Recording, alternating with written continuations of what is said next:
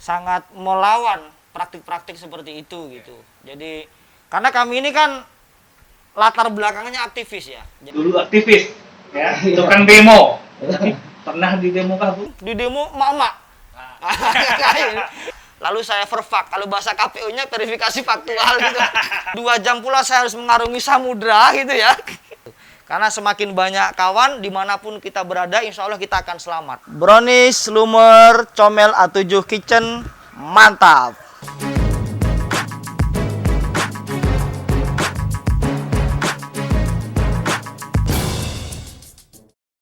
Assalamualaikum warahmatullahi wabarakatuh.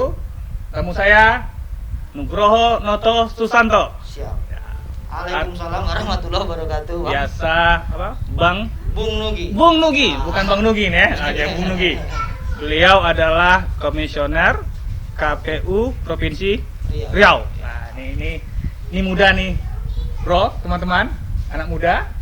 Itu pejabat negara ya? Nampaknya konon begitu. Ini pejabat negara. Ini kalau kita bercerita tentang sedikit lah dulu tentang pemilu Desember begitu di COVID, bagaimana itu, Bung? Oke, terima kasih Bang Pelik ya. Ya. Bang Pelik, nanti cek aja di YouTube-nya Bang Pelik begitu. Nama kami memang Bung Nugi. Dulu waktu saya kuliah di Jogja, kok nama saya kepanjangan, dicari suruh singkatannya apa sama senior, dapatlah Nugi gitu kira-kira. Ternyata Nugi itu adalah seorang artis populer gitu. Nah, mudah-mudahan kita jadi ikut populer tapi tetap beken gitu ya. Kawan-kawan, benar saya saat ini sedang berada dalam satu lembaga publik, yaitu Komisi Pemilihan Umum, tepatnya di Provinsi Riau. Lembaga publik seperti KPU di Provinsi Riau ini punya tugas diantaranya adalah menyelenggarakan pemilu dan pemilihan. Jadi pemilu kemarin 2019 kita sudah lakukan, dan sebentar lagi 9 Desember 2020 kita akan menghadapi satu momen besar, yaitu pilkada. Dan tadi benar dikatakan Bang Pelik bahwa pilkada kali ini bukan pilkada yang biasa seperti yang bisa dilihat bahwa saya pakai masker. Inilah yang disebut sebagai kenormalan baru atau new normal, karena kita sedang menghadapi situasi pandemi COVID 2019. Jadi kami Bang Pelik nanti ya harus menerapkan protokol kesehatan.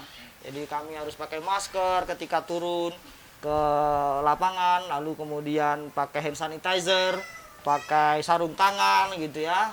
Kita karena di rumah nih nggak pakai sarung tangan ya kan. Terus pakai face shield gitu yang yang bening itu menutupi wajah.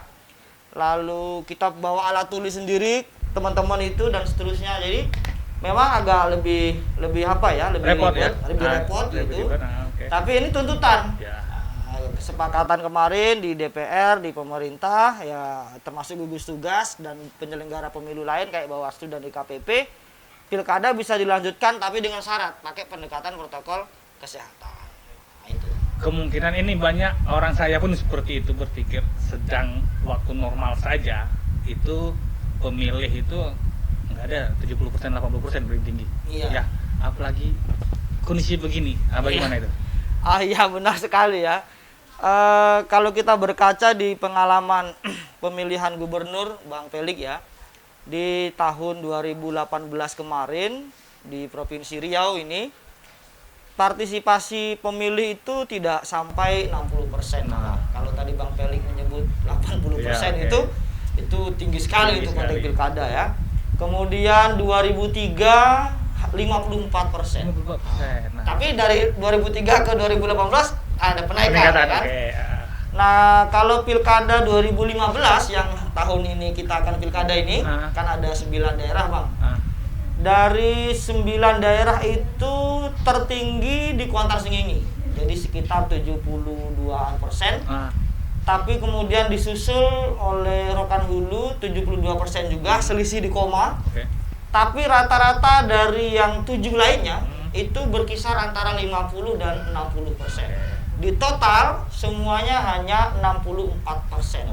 Itu yang Abang katakan pilkada di era normal. Nah, di era new normal ini ya tentu kita berharap bisa meningkat, target kita 77,5%. tidak muluk gitu. Ya, itu target yang memang ditetapkan oleh pemerintah pusat melalui Badan Perencanaan Nasional itu, Bappenas ya, di level kementerian.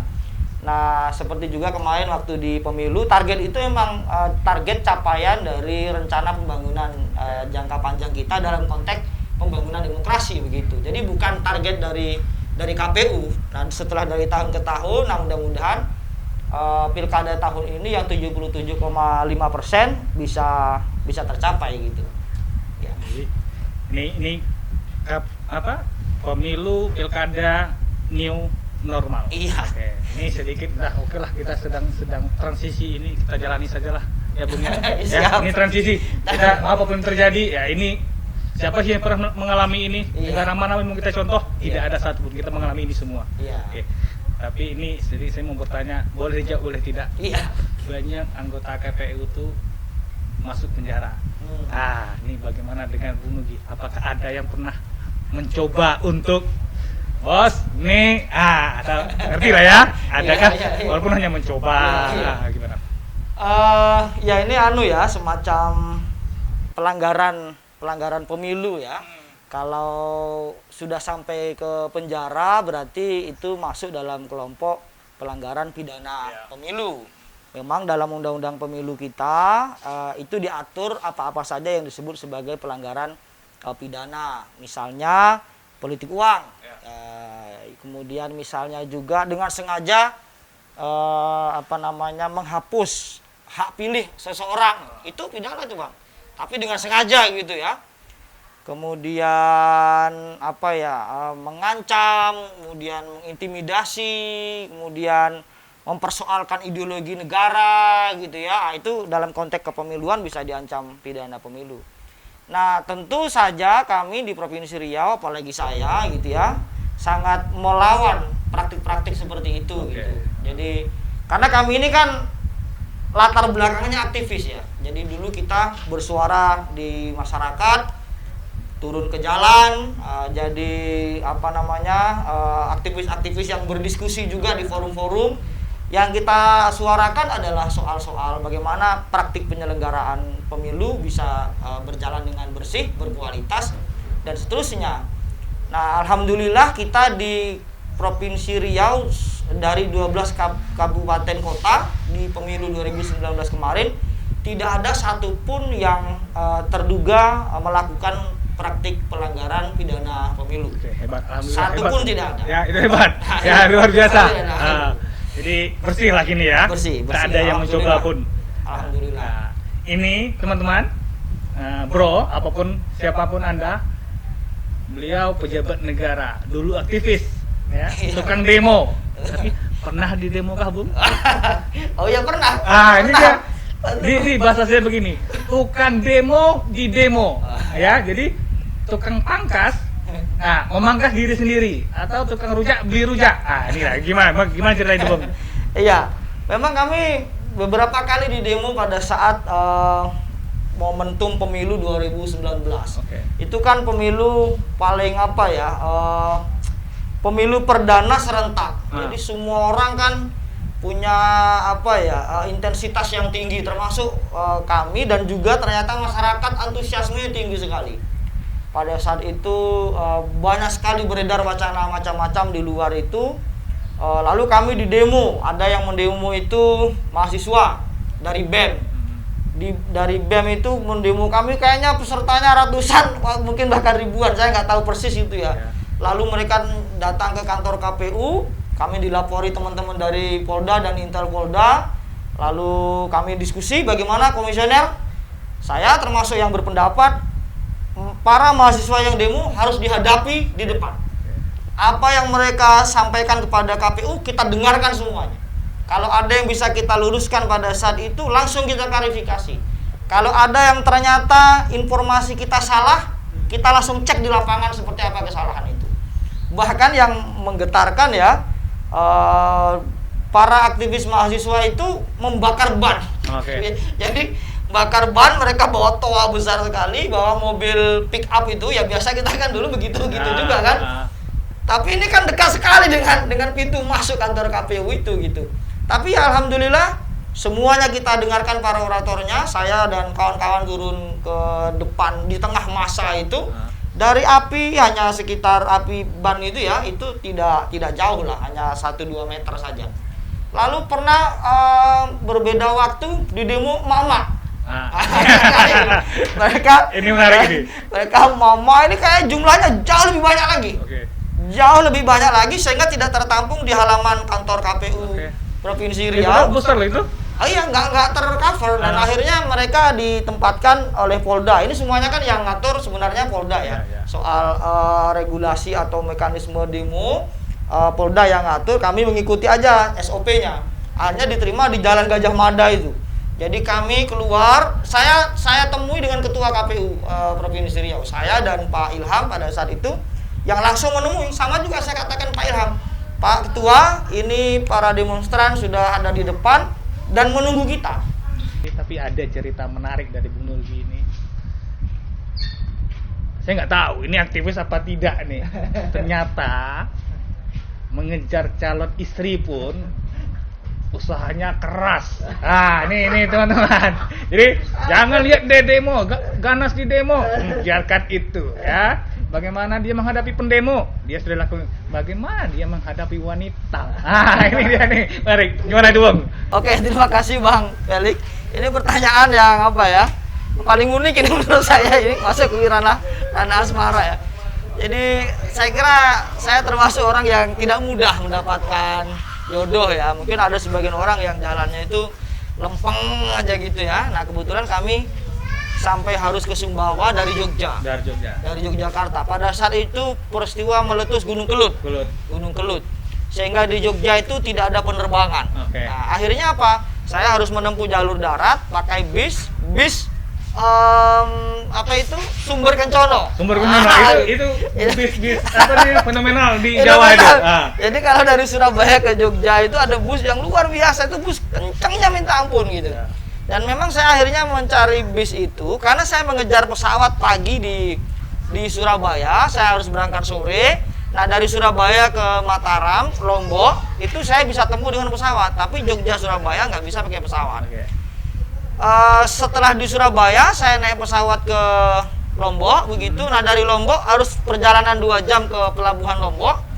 Lalu 2 jam pula saya harus mengarungi samudra gitu ya, laut gitu, pakai kapal. 2 jam pula daratan Sumbawa. Jadi saya 6 jam dari Lombok sampai ke Sumbawa. Belum dari Yogyakarta. Dari Jogja kan semalam itu. Berangkat sore sampai paginya subuh di Surabaya. Nah, akhirnya saya ke sana ketemulah sama seorang perempuan yang memang sudah ada kontak sebelumnya dari kawan. Ceritanya dikenalin sama kawan di Jogja sesama kantor bekerja. Lalu saya verfak, kalau bahasa KPU-nya verifikasi faktual. Verfak ya. Ini bener nggak ada orangnya gitu kan? Jangan-jangan dia TMS ya kan? Bukan orang yang sebenar-benarnya gitu kan? Tapi akhirnya setelah ketemu, alhamdulillah 2-3 hari ngobrol, saya cari kos-kosan di sana, cocok rasanya. Akhirnya itu bulan Februari 2014. Bulan Maret saya menemui orang tuanya di Yogyakarta. Kemudian bulan April keluarga kami melamar secara aturan syariatnya. Kemudian bulan 5 kami langsungkan akad nikah dan pernikahan. Jadi itu cepat sekali prosesnya dan alhamdulillah sampai saat ini kita sudah dikaruniai satu orang putra ya. Kita kasih nama dengan Muhammad Darwis Cokro-Minoto. Muhammad Darwis Cokro-Minoto, panggilannya Cokro. Ini pesannya mungkin bisa saya simpulkan. Tidak ada yang mudah. Iya, semua cocok. Perlu kerja keras. Cocok. Jadi buat teman-teman yang sedang putus cinta, mungkin ini banyak ini. Wow, koyo habislah dunia ini, kiamat dunia cinta. Bullshit. Ya. Cinta pun perlu diperjuangkan. Ya. Untuk menjadi seorang komisioner pun dia saya rasa enggak ujuk-ujuk jadi seperti itu juga. Banyak yang harus dihadapinya. Banyak yang harus dilewatinya, harus jadi aktivis dulu. Apakah itu syarat? Kita nggak tahu juga. Tapi mereka sudah lalui itu. Saat menjadi pendemo, lalu dia di demo, saya rasa dia sudah punya pengalaman. Pendemo itu karakternya begini, karena saya pendemo. Terus saya hadapi, mungkin lebih mudah. Ya, karakternya pasti begini, nggak akan jauh dari situ. Saya rasa seperti itu. Jadi butuh pengalaman, butuh kerja keras, jangan menyerah. Ya, Iya. dunia akan terus berjalan. Ayo teman, jangan diam. Mungkin ada pesan di Bung Nugi buat yang muda-muda ini. Terserah mau asmara, mau politik, mau apa boleh. Ini pesan. Oh, pesan. siap. Nah, Oke, pesan saya kepada kawan-kawan kaum milenial lah ini. nah, Karena kebetulan saya pas jadi anggota KPU itu masih milenial ya, karena umurnya masih 35 tahun kala itu. Pesan saya kepada anak muda, pertama, kita perkuat literasi kita. Jadi kita membaca dengan sangat sungguh-sungguh, karena membaca itu ternyata sangat berguna, tidak hanya pada saat ini, justru pada saat-saat yang akan datang. Kemudian yang kedua, kita bangun jaringan, berkomunikasi dengan baik gitu, dan kemudian filosofinya perbanyak kawan, jangan perbanyak lawan gitu. Karena semakin banyak kawan dimanapun kita berada, insya Allah kita akan selamat. Tapi kalau lawan kita berbanyak, Bang Felix, ya tentu banyak pula yang mau tidak menyelamatkan kita kan gitu kira-kira. Kemudian terakhir soal asmara tadi itu ya, saya kira semua akan ada jalannya, ada takdirnya. Kalau kita sudah berniat untuk menikah, kapanpun, dimanapun akan ditunjukkan jalan itu. tapi harus tetap berusaha. Nah itu harus diikhtiarkan. Iya. Gitu. Artinya niatnya harus kuat. Kalau memang mau menikah misalnya, menuju ke sana itu butuh perjuangan. Nah, harus diperjuangkan. Harus diperjuangkan itu. Harus diperjuangkan, Cai.